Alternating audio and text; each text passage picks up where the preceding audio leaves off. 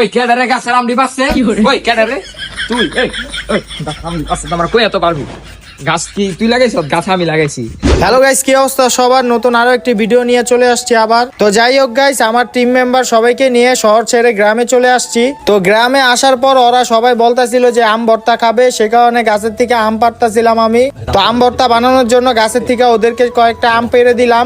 আর এদিকে হাসানে দেখেন কি করে। গাছের আমডি পাচ্ছে ওই কেডারে তুই এই আমডি পাচ্ছে তোমরা কই এত পারবি গাছ কি তুই লাগাইছ গাছ আমি লাগাইছি আমডি তো কই পারবি।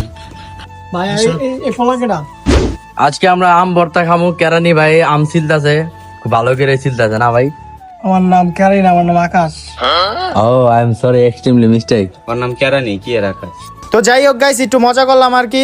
তো এখন আমগুলোকে ছিলা হচ্ছে আর আমি একটা মেশিং এর সাহায্যে আমগুলোকে কুচি কুচি করতেছি, দেখতেই পারতাছেন। তো আমকে কুচি কুচি করার পরে এখন আম ভর্তা বানানোর পালা। তো এখানে দেখতে পাচ্ছেন আম ভর্তা বানানো হচ্ছে মরিচ লবণ দিয়ে। তো এখানে আপনারা দেখতেই পাচ্ছেন আমটাকে ভালোভাবে একজন মাখাইতাছে। গাইস, আম ভর্তা বানাইতে বেশি কিছু লাগে না, সহজেই আম ভর্তা বানানো যায়।